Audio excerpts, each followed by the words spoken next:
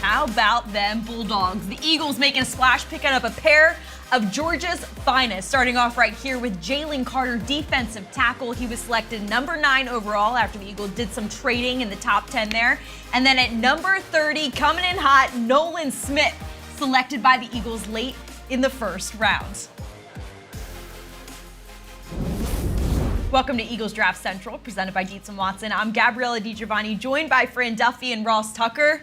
Whew! Fellas, where do we begin with this one? That was a ride. I mean, we talked about Nolan Smith before the draft, and we said, this is a guy that we would have felt good about at number 10 overall. Jalen Carter, one of the best players in the draft. You compared him to Fletcher Cox in the pre-show. I compared him to Warren Sapp in the pre-show. They come away with Jalen Carter and Nolan Smith. There's nothing not to like here. Well, listen, and I know these are all cliches, and I know you're going to say, oh, you're doing it for the Eagles. I did not think the Eagles would be able to get Jalen Carter, and I certainly thought if they got Nolan Smith, it was at 10, not at 30. Before the show, Fran and I were talking. Fran wanted Nolan Smith at 10. They got him at 30. Just incredible at 2 positions of need where the Eagles always invest resources along the defensive line.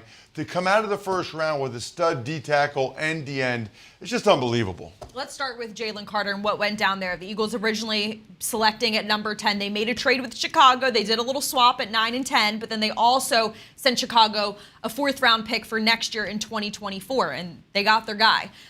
So what do you think prompted the trade? Did they think maybe Chicago was going to go Jalen Carter and they just want to jump them to it? Yeah, there's also the possibility that they were talking with another team, Chicago, about moving up into that slot, right? And that's something maybe we'll hear from Howie Roseman a little bit later. But I think when you're looking at the ability to go up and get a blue chip talent, parting with a 4th-round pick in the future, that's a small price to pay. Well, you're exactly right. And they have 12 picks in next year's draft projected, the Eagles. So now they have 11. That's what smart teams do. I mean, if you have that many picks next year, 12 guys wouldn't even make the team next year. So to make sure you get arguably the best player in the draft this year makes a whole lot of sense. It's no surprise that they, kind of shook things up in the top 10 because we talked in the pre-draft show about how Howie Roseman historically makes moves. We did not expect them to pick at 10 and 30, and that's exactly what ended up happening.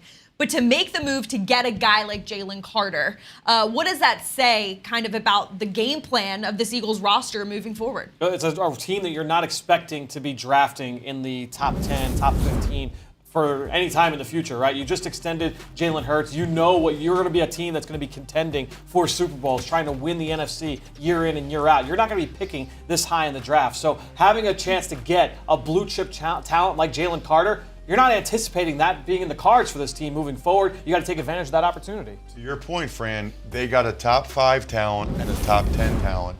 How does that happen for a team that went to the Super Bowl?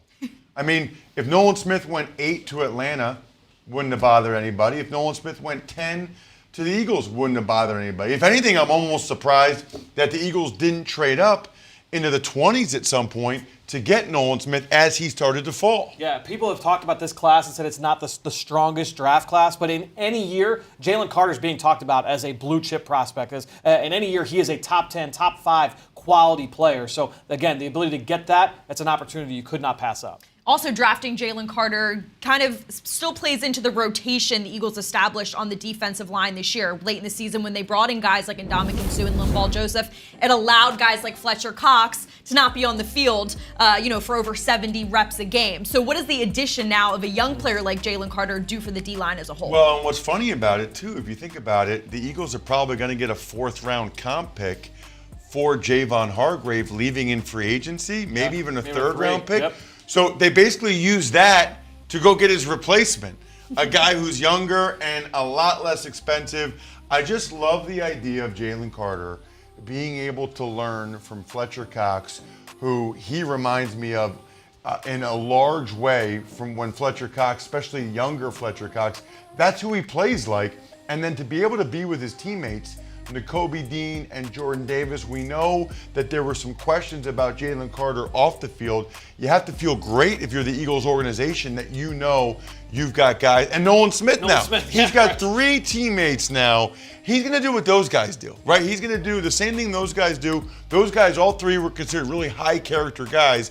I love that Jalen has those guys to be with. And what does this mean now for the defensive line? Well, you look at this group and you factor in the fact you've got Fletcher Cox and Milton Williams. You've got Derek Barnett, Josh Sweat, Hassan Reddick. That group now, and you add in Jalen Carter, you add in Nolan Smith, you're just going to keep rotating guys, keep doing what they've always done. You want to have as good of a backup unit as you do with the starters. They're going to wear offensive lines out week in and week out here this season. Well, Jalen Carter met with Philly media for the first time just a little bit ago, and he was asked about his relationship with Jordan Davis and Nakobe Dean. Coming back and playing with former teammates Jordan Davis and Nakobe Dean, that's an exciting moment for me.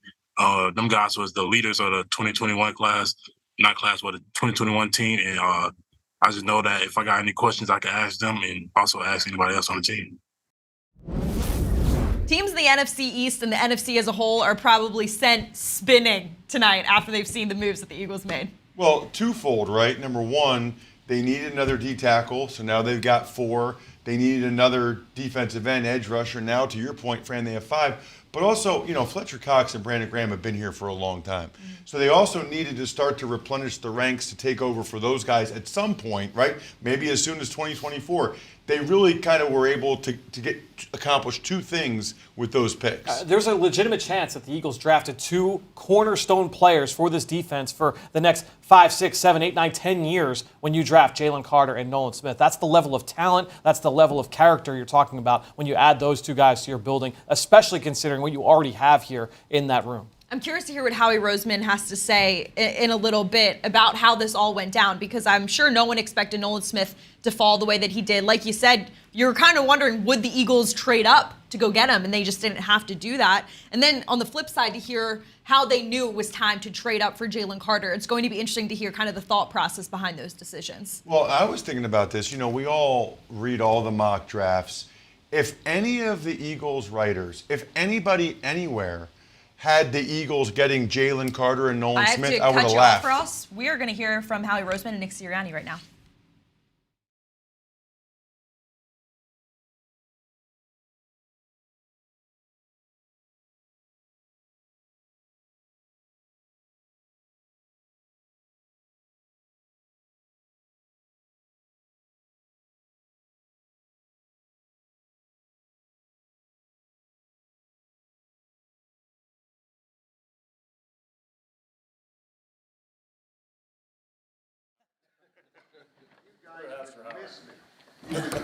Is it that cold outside? Is it winter outside?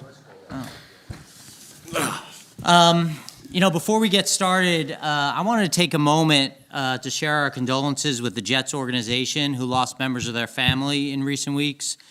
The other day, Joe Douglas, before the Aaron Rodgers press conference, was speaking about the passing of Cappy, the team's director of football operations system. He'd been with the Jets for 15 years.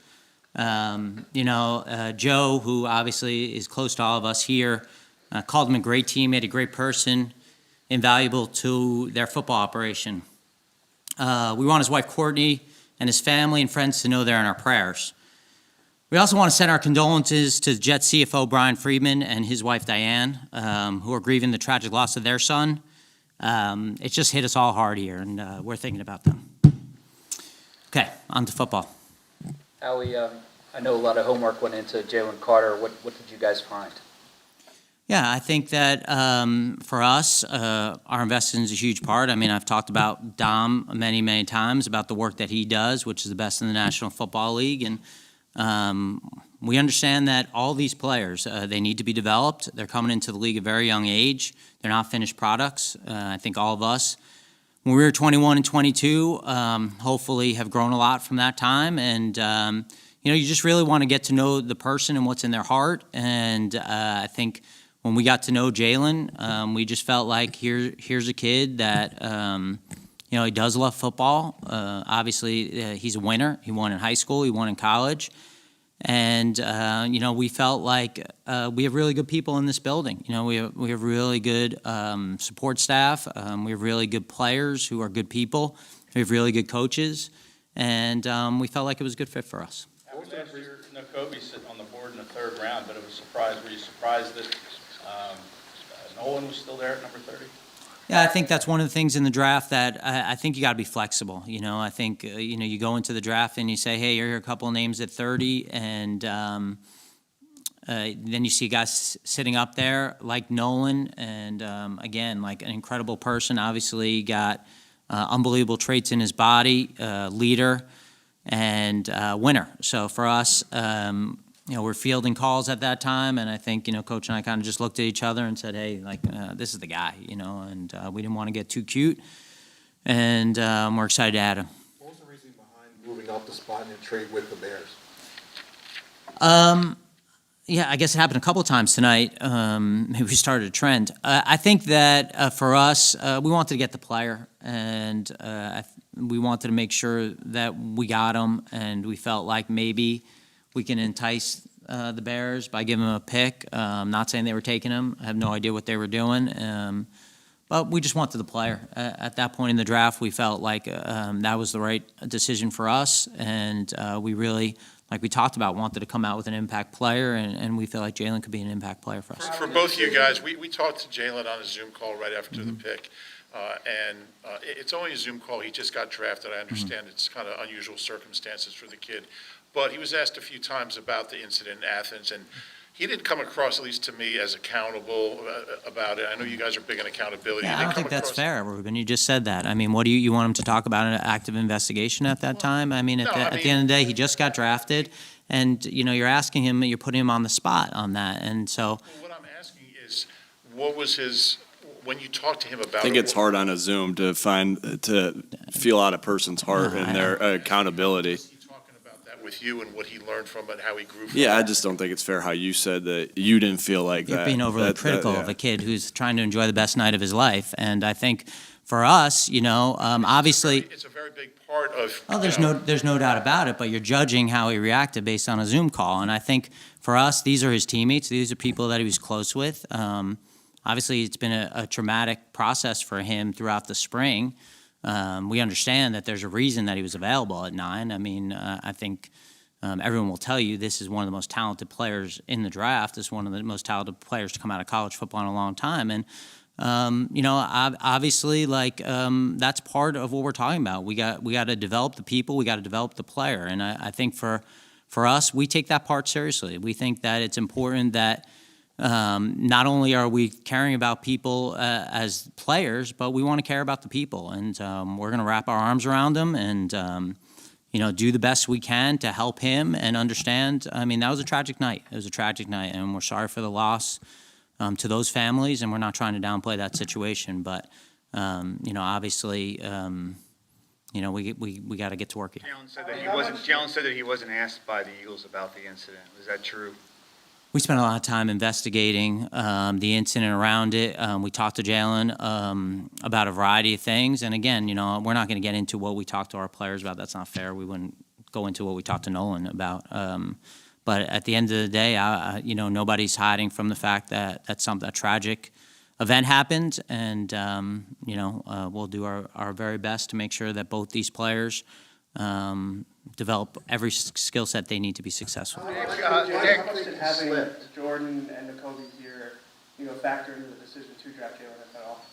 Well, again, for us, Jordan and Nakobe are their own entities. We need Jordan to be a great player. We need Nakobe to be a great player. And I don't think it's fair for us to put the responsibility on those two guys. It's our responsibility to manage this team and to make sure that we have the right pieces around. I look around, our people who are here tonight, who are in our organization, and I have tremendous confidence in our people.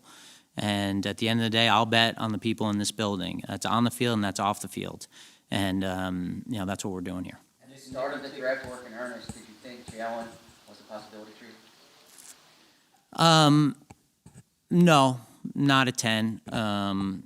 Didn't think that, but obviously been around this a long time and things happen, and I think you got to be prepared. And We didn't go into this draft thinking like there's only one player we had to get, and I think that wouldn't have been good. And just like at 30, there wasn't only one player we had to come out with. But we're just starting here. We just started. Obviously, we got 2 days. Tomorrow's a big day for us, and so we'll get back to work. Obviously, pretty unique to have four. Crafting relationships in the pre-draft process. What stood out with your interactions with Nolan and Jalen specifically? Yeah, I do get to come down here. I shoot baskets with them, and so that's and talk to them for a long time to figure out their toughness, their love of football, and then just their competitive nature. And got to know those guys. Obviously, really liked both of the guys. Right, I felt like both guys were extremely tough on film. And then you get to dive in a little bit more about them and how their mental toughness is, and love that about both of them. And then also saw their competitive nature come out in here when we were playing basketball or shooting hoops together. I wasn't playing one-on-one. How did that horse game go against Jalen? I beat Jalen. I did not, but Nolan beat me. What about that one move? Yeah, he kind of stood right there and did a windmill dunk without taking a step. So I was pretty impressed by that. He got an H on me right there because I didn't have that. I in think my your repertoire. reaction was, Jalen Carter just took a flat-footed windmill dunk and asked me to match him. So, I'm looking forward to continuing to get to know them, right? Connecting with all our guys is a top priority. I can't tell you how many times, before our game, our last game of the year last year in the Super Bowl, the leaders on this team stood up and just talked about how connected they were.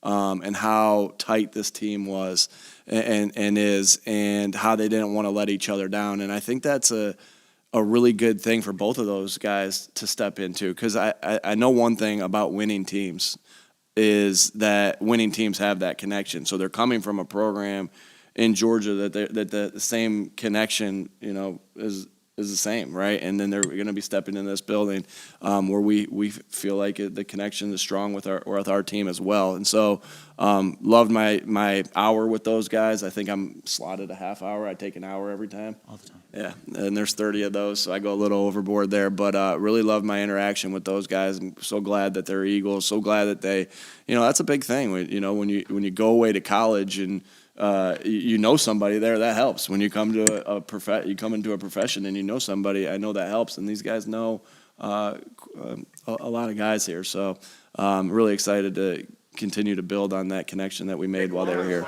It's kind of unique to have four guys who were college teammates here and with the Eagles. Are there distinct advantages to that on and off the field? Yeah, I think so. Again, like anytime you're familiar with something.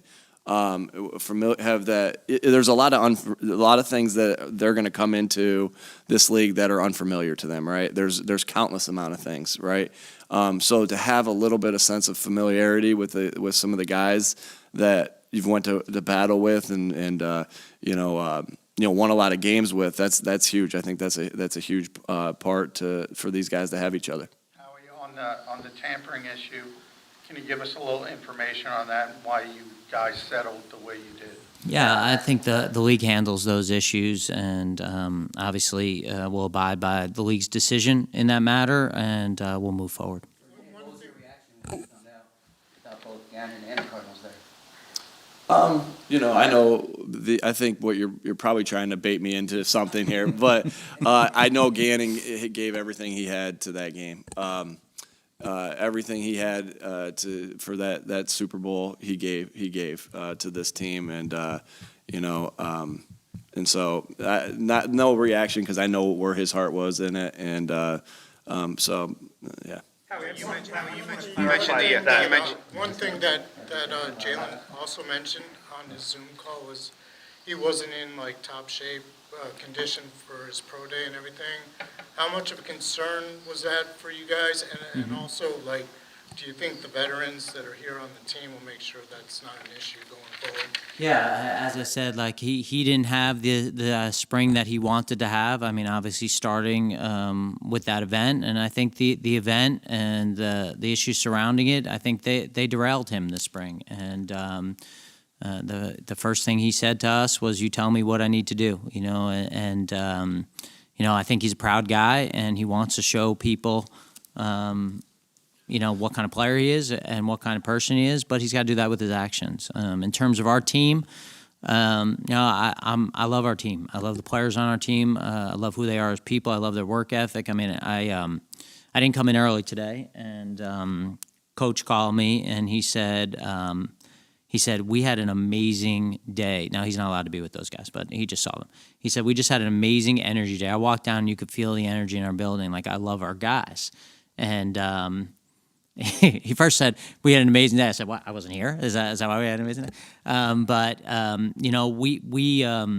We have good people, and we have a good locker room, and I think that, Dom told me today he'd spoken to a bunch of our guys, and they embrace the opportunity to rally around each other and to rally around young players and to show them the way. And I think that's what really legacy is about, and I think these guys understand that, and it makes me even more proud about our players. Can you give some insight into his personality, Jalen's personality, and perhaps why maybe he may need this extra support that you've spoken so much about? Well, I think one, because obviously, there was a tragic event that happened, and I think we have to all acknowledge that, and we can't sweep it under the rug, and we got to make sure that he's kind of moving forward in a way that's positive, and I think that it's unique to have kind of a circumstance when you're coming out of the draft where this talented player has a spring that's not necessarily in line with the rest of his career. Did I answer that question? Why would he need this extra support that you've spoken about? I mean, beyond the accident, is there something about his personality? I think I said, to be fair, that I think all the young players who come in this building need development and support, not just Jalen. And I think that what's important for us is that our perspective, I'm not saying it's right, but our perspective is that you're talking about 21 and 22-year-old kids who are moving to a new city for the first time with a new atmosphere, a new environment, and to just think, all right, now they're going to be really good. It's not really fair. I mean, none of us just plop down in a new environment and all of a sudden we're like, oh, yeah, it's perfect, So we got to develop all our players. We got to develop all our staff. I mean, that's what we do when we have young staff come in here. We try to show them the right way, and, that's our job. Yeah. With Nolan Smith, any sense why he dropped down to the latter part of the first round, and how did the medicals check out with him? Is there a medical issue? Well, he didn't finish the season because of the pec. He's healthy.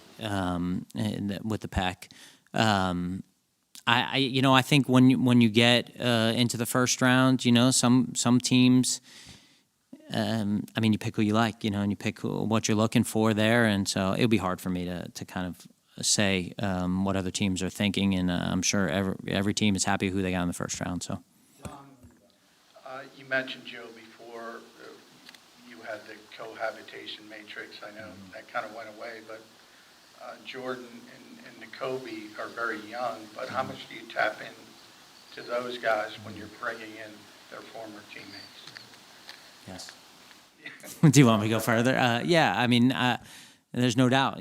Coach and I both talk to guys. We kind of have the atmosphere around here where a bunch of our guys are trying to recruit us to draft a bunch of their players, right, Coach? Mm-hmm. So, guys from Georgia want Georgia guys from Alabama want Alabama guys, and we clearly don't have enough Florida guys. So, I think that's fun, and it's. Just from the fact that because Jalen had gone through so much, do you try to go, delve a little bit deeper with the guys who knew him well? Yeah, and like I said, we didn't do that any less for Nolan Smith with Jordan and Nicobe. We didn't do that any less from guys who played at different schools with different guys. We're always asking our guys, hey, what do you think about this guy? You played with him. Would he be a good fit here? And we also understand, that I'm not going to say bad things about my friends. If you ask me, hey, should I hire one of your friends? I said, yeah, he's a great guy. So we also understand that. All right, thanks, guys. Thank you. We'll dive into everything Howie Roseman and Nick Sirianni just spoke about in a bit. But after Jalen Carter was selected, Ross and Fran hit the film. So here's a little breakdown of the 9th overall pick, Jalen Carter.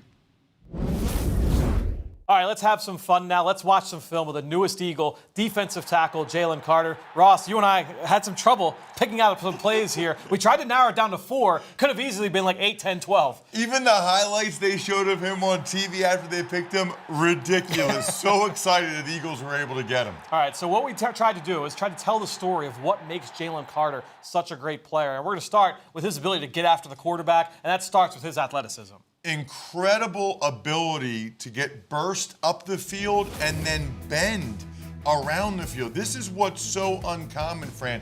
You'll see him get up the field against the guard. He obviously has a great burst, but freeze it right there. Watch him bend. You know, they call this running the hoop. You're not supposed to be able to get lateral this quickly after you just went forward vertically as much as he did. Being able to put that foot in the ground, curve the edge like this and still get to the quarterback is very rare for a man his size. As we let it roll, you can really just see it's not just the flexibility, but it's also like the burst coming out of it. His ability to accelerate while running the arc, really, really impressive. Yeah, you're not supposed to, when you're getting all that momentum going forward, be able to all of a sudden turn and veer sideways like he did. And then that athleticism, that allows the Georgia defensive staff to put him in really unique situations, and you can see that here on this play. Yeah, he's lined up as we call it a joker when a defensive lineman stands up and moves around. Again, he's 6'3", 315 pounds, and they have him standing up. When's the last time you saw a player over 300 pounds standing up on a college field? But that's how Georgia used him, because he can do things like that right there. The right guard barely even laying a hand on Carter. And he's a guy that played basketball in high school. I mean, that's a small forward winning off the ball, right? That's the ability to win with that two-way go, and they put him in those positions to be able to get after the quarterback.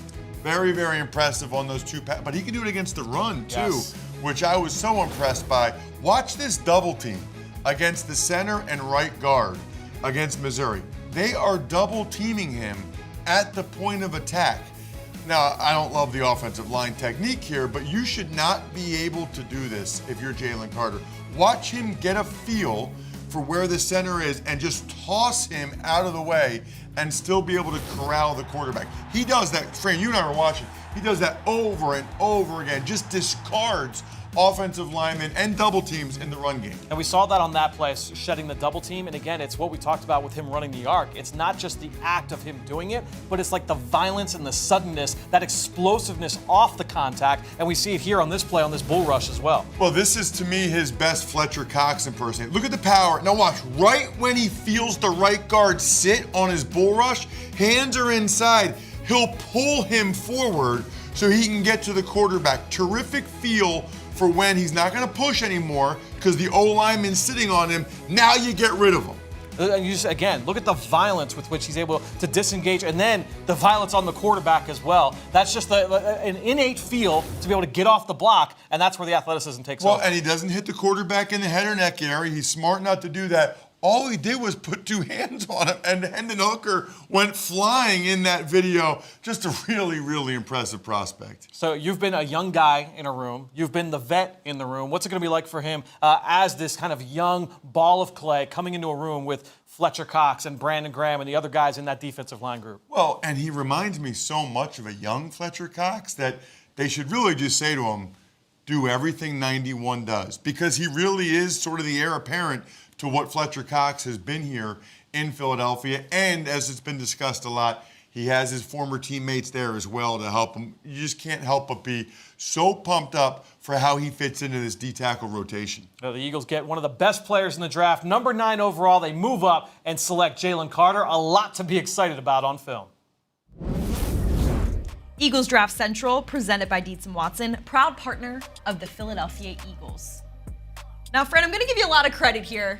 You brought a lucky charm with you tonight, hoping the Eagles would go for a Georgia Bulldog. You put out on Twitter the special socks you wore tonight to bring some good juju into the building. I think we have that tweet. Yeah. There it is. There's the picture of the sock.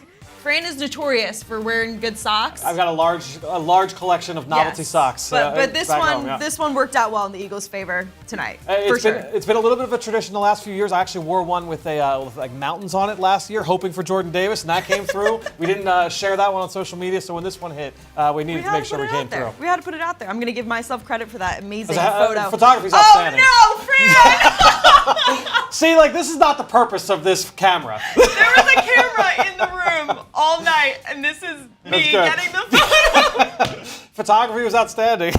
Okay, well, speaking of the camera in the room, I think they got our reaction to the Nolan Smith pick. Yeah, this should be a good one. Let's see. Should be a we were good one. excited. We had been talking about Nolan Smith for, what was it, like pick 18, pick 19? Like, is he still going to be there? I'm fist bumping away. Ross, you didn't think it was going to happen. No, I did not. Well, look, I didn't think you'd still be there at 30. That's what I mean. Like, you didn't think he was going to still be there. No, I was shocked. You know, we kept talking at 23, should they trade up? 24, should they trade up? 25, should they trade up? And then ultimately they didn't have to. They were able to get him at 30. I am anxious to hear more information as to why Nolan Smith was still there at 30, because I'm stunned by it at this point. Well, after New Orleans drafted Brian Brise and we knew Nolan Smith was there, we were like, are they going to do it? And I thought it was interesting when Howie said we weren't going to get cute.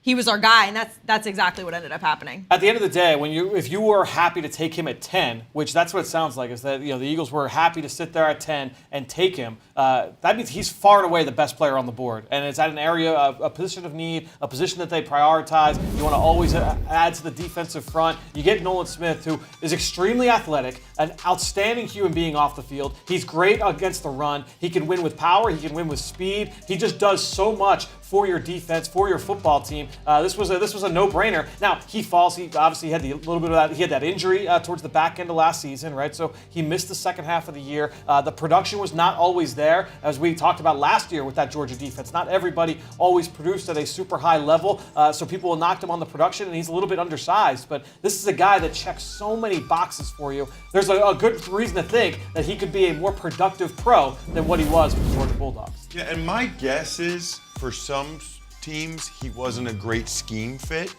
at 6'2", 238. But the Eagles looked at him and said, that's Hassan Reddick. You know, he can rotate in and spell Hassan Reddick, which is huge. Hassan Reddick obviously can't play every snap, and then develop as another edge rusher. But what you said, Fran, that I love, even at 238, he's not afraid to play against the run. I mean, this is not a guy that was a liability against the run. But there are teams out there that look at an edge guy, they want him to be at least 250, 260, and maybe that's why he fell. Maybe some teams he just wasn't a good fit for their scheme. And people talk about the size and say, oh, he's under 240 pounds. He's a speed rusher, speed rusher, speed rusher. I'm just going to say that off of last year's tape, like going back when I first watched him in the summer, this guy can win with power. He will displace blockers and put them back into the quarterback's lap. He can win with speed. He can win with power. He'll win with effort. He's exactly what this organization encapsulates, both on and off the field. And when you talk about a Hassan Reddick comp, I mean, that's who he was compared to throughout this whole draft process. Hassan Reddick was a journeyman in the NFL as well. When he, made his debut with the Eagles is where he really came alive. Obviously, he was high producing with other teams, but he wasn't the Hassan Reddick we saw in Philadelphia. And so, like you said, Ross, it could be a schematic fit where the Eagles just felt that Nolan Smith best fit, as opposed to other teams maybe seeing that for him. Listen, when Fran and I did the breakdown, I said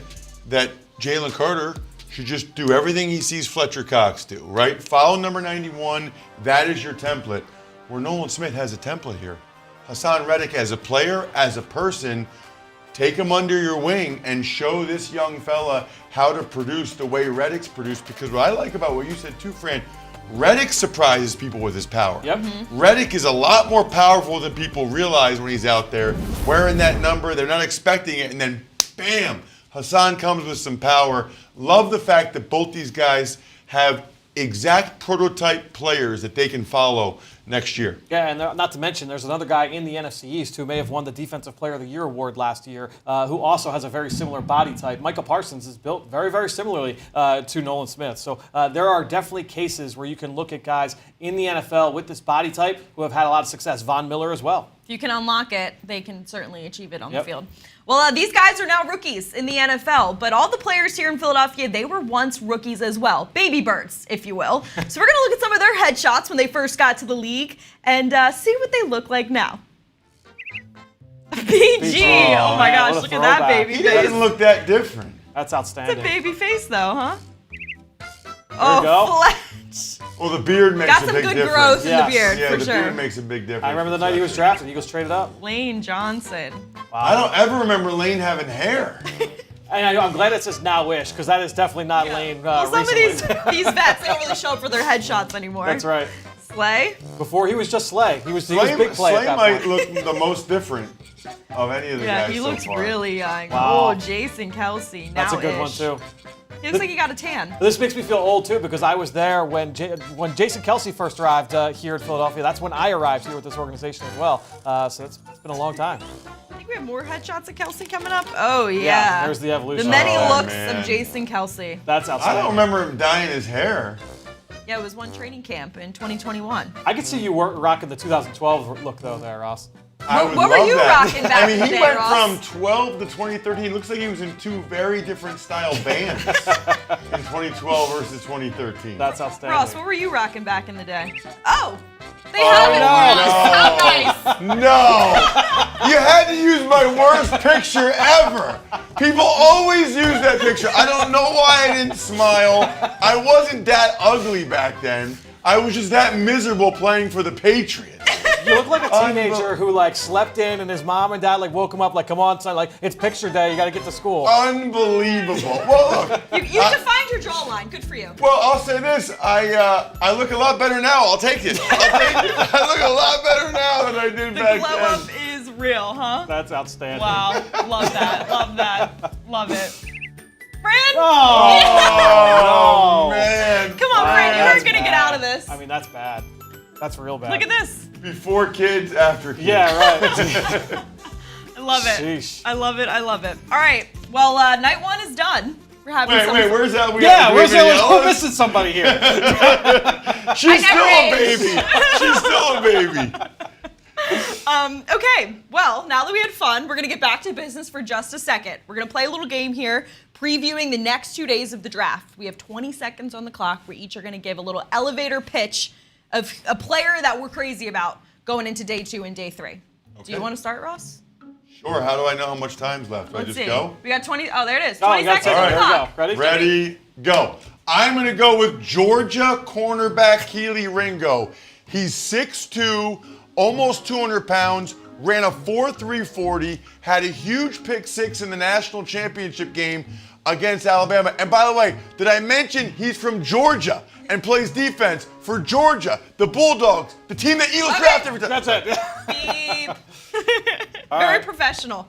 20 seconds on the clock. Fran, go. Okay, so for me, I am going to go with Matthew Bergeron, the left tackle from Syracuse. This guy is power personified, displaces defenders routinely. I went to the Combine this year, asked a bunch of defensive linemen, who was the toughest guy you faced this year? 3, 4, 5 guys said, yeah, it was that Syracuse left tackle, Matthew Bergeron. He can slide inside and play guard. He's played some right Beep. tackle. Love Bergeron. Okay. That was fast. My turn. I'll count myself. 3, 2, 1. I'm going Brian Branch, safety from Alabama. At the Combine, he worked out as a cornerback, so he has some versatility. Now, he led all FBS players with 90 or more tackles, 14 or more tackles for loss. Fluid, smooth. He was so professional, so confident. His instincts, his eyes. I'm all 4, about Brian Branch. 3, 2, 1. Wow, I don't you even did- take the time. Wow. I've never heard you talk that fast. That was the fact. I think she might have won. I could have I was borrowed in 3, it to 4 win seconds it. to do Yeah, more that was Bergeron. awesome. You like rehearsed that. Do you want or me to keep something. That going? was very Well, now you're good. 2 for 2. You've won 2 straight games now, apparently. No before and after? Ugh. I don't know what to tell you. Apparently, there is a compilation coming our way of all of us eating the delicious Oh, no. tray from Dietz Watson. I'm stalling because I'm scared. Oh, no. See, we went carbless here. I'm going no bread, Oh, my goodness. knowing what's in store for us for the next 3 days. Oh, look, I'm working. That's so nice. I'm trying What to work else? busy. Oh, here comes Brenna. I She was love showing me Dietz her and outfit for Watson. Taylor But, Swift. yeah, I was going to say, huge ups to There Dietz we and go. Watson. Oh, there's Dylan. Oh, he's using some bread. Okay. Here we go. Good for you, Dylan. And some All right. people came Sage in the room. with I didn't the even notice they were in the room. In my defense, I just look like a hard Always worker. working. You win again. What else we Even though got? I took down that bowl of pickles, that's all I ate off of that tray. That's they all were you. so good. That's when Fran and I were doing our Jalen Carter. Yeah, bit. yeah, That's when we were Right, doing our right, video. right. You weren't tweeting. You weren't doing laps around the building. Trying to take other pictures of my socks. Yeah. I can't believe they got the footage of me taking the wrong. pictures of your It's just socks. We know the camera was there, but that's some dangerous territory. Shout out Dietz and Watson, by the way. Yes. Call me. Big time. Some good stuff. All right, well, it's been an exciting night here in Philadelphia, but the fun is just getting started. Days 2 and 3 are up next. Join us on the Eagles Draft Central presented by Dietz Watson after each round. The end of each night. We're having so much fun. I'm flustered. I don't even know where to go from here. Thank you so much for tuning in, and as always, go Birds.